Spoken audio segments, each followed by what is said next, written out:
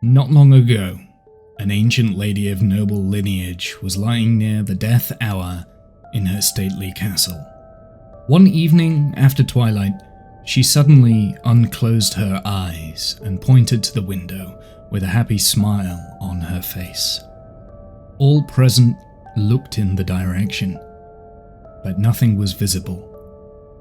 They heard, however, the sweetest music, low, soft, and spiritual, floating around the house, and at times apparently close to the window of the sick room. Many of the attendants thought it was a trick and went to search the grounds, but nothing human was seen. Still, the wild plaintive singing went on, wandering through the trees like the night wind. A low, beautiful music that never ceased all through the night. Next morning, the noble lady lay dead. The music ceased, and the lamentation from that hour was heard no more.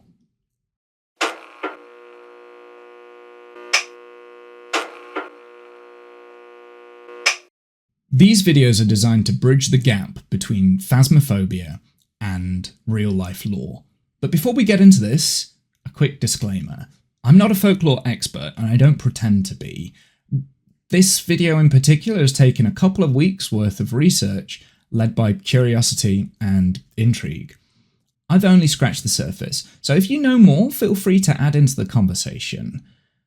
I'm also not a linguist, so some of the pronunciations are not going to be perfect, but I will do my best. In Phasmophobia, the Banshee is one of the most unique ghosts in the game. Always a female ghost, it doesn't hunt everyone equally. It chooses one target and becomes most dangerous when that person is nearby, ignoring other people in the house entirely. Most importantly, the Banshee is tied to sound. She's more likely to do singing events than any other ghost, and when listened through a parabolic microphone has a 30% chance that you will hear a shriek or a scream.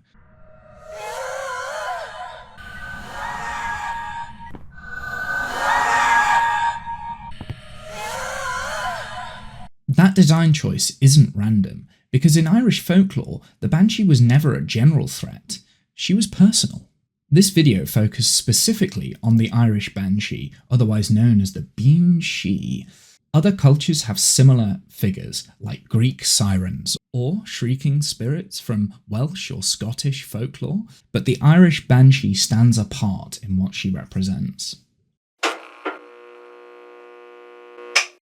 The word Bean Sídhe roughly translates to woman of the fairy mound.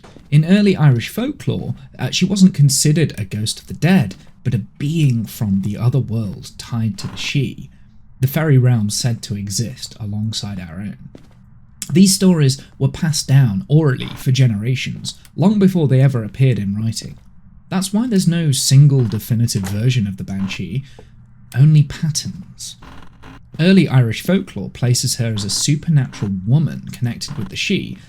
She even has a counterpart in the Leannan Sídhe, a spirit known for visiting poets and musicians, offering inspiration and acting as a muse. Both figures share a focus on music and sound, an important theme that follows the Banshee throughout her mythology. Her appearance changes from story to story. Sometimes she's described as young and beautiful, other times she appears as old, hunched woman with long, unkempt hair. She's often dressed in muted colours, grey, white or green, and in some stories she's seen washing bloodied clothes near rivers or streams, a silent omen that someone in the family is about to die. What stays consistent isn't how she looks, it's what she does. In the story from the beginning of the video by Lady Wilde, Oscar Wilde's mother, the Banshee is never truly witnessed. Only the elderly woman on her deathbed smiles and points towards the window, while the spirit itself remains unseen. Perhaps this was a comfort to the elderly lady, facing the end of her life. Upon hearing the music, she had one final burst of energy. She opens her eyes, looks out the window, and smiles at the soft, beautiful music. When the woman later dies, the song is never heard from again. Her role wasn't to cause death, but to warn of it for one specific person. The Banshee doesn't kill, she focuses on one target within the family and sends a warning or a weeping. In this sense, the Banshee isn't truly a ghost of the dead, but something closer to a fairy. Banshees don't wander from place to place, instead they're tied down to a family's bloodline, sometimes for generations. These families are often of nobility or great lineage. In The Banshee of the McCarthys by T. Crofton Croker, the Banshee was seen standing outside of Spring House of the McCarthy estate as Charles McCarthy's mother approaches. The characters in the story state the Banshee is guiding them to the house, and that they're afraid something bad is going to happen. Shortly after, Charles McCarthy was shot dead. Many other accounts describe the Banshee not just wailing, but singing. In older poetic traditions, particularly in laments written for fallen warriors and nobles, the grief is personified.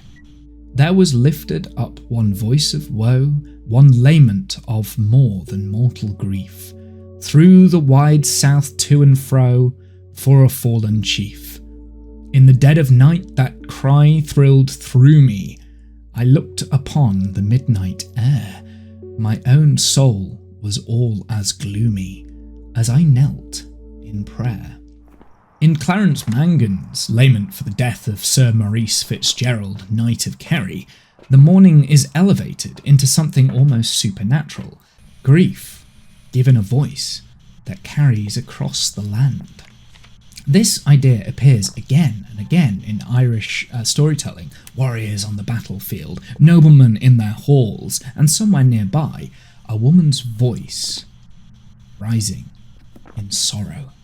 The Banshee's cry is not rage, it's a ritual, and that distinction matters.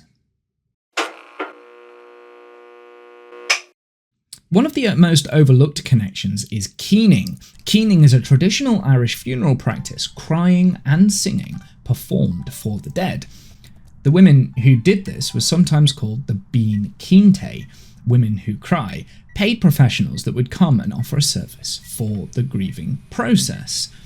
Keening was not random crying, it was structured, ceremonial. The Bean Sídhe would gather near the body of the deceased and perform a vocal lament, part song, part wail, part improvised poetry. These laments often named the dead person's lineage, praised their deeds, and expressed grief in exaggerated, rhythmic cries.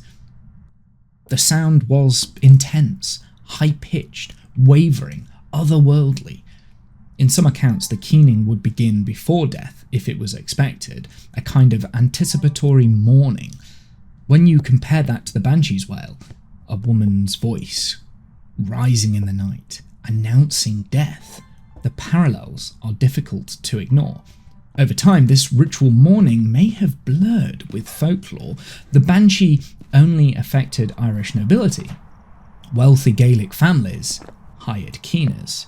It's not difficult to imagine how that sound could evolve into something supernatural. Over time, pop culture has changed the Banshee. In The X-Men, Sean Cassidy uses wails and shrieks from his mouth as a weapon. He, an Irish mutant of nobility, adopts the name Banshee, directly referencing the legend. Maybe the Cassidys had their own Banshee. In modern TV and films, the Banshee is often a killer. The Banshee in the TV show Supernatural is a malevolent female Celtic spirit with dark hair and yellow glowing mouth that feeds on the brains of vulnerable victims. In Dungeons & Dragons, the Banshee can completely incapacitate the players with its scream if the players fail their Constitution saving throw.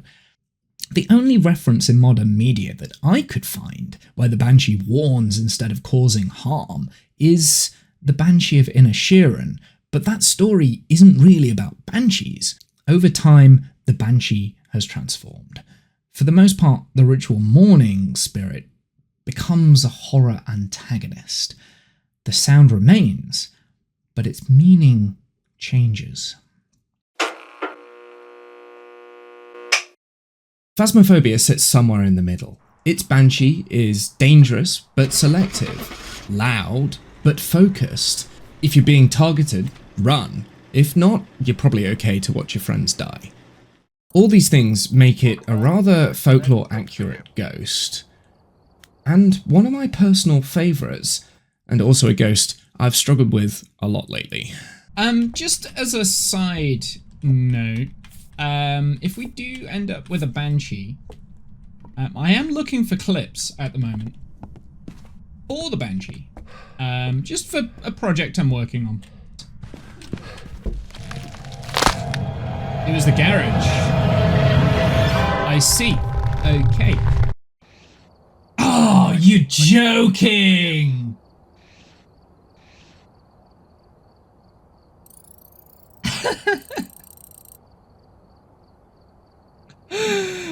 Oh no! I literally just said, oh no! It was a banshee! I just said! I was looking for banshee clips. Oh. But what do you think? Is Phasmophobia as lore accurate as I think it is? Or did the game developers take certain creative licenses? In the next video, we'll look at one of the newer ghosts Phasmophobia has to offer, the Dian. It's from Indian and Pakistani folklore, and I'll also be delving into some of the real-world legends that surround it. So, until then, I will see you on the flip side. Until next time, later nerds.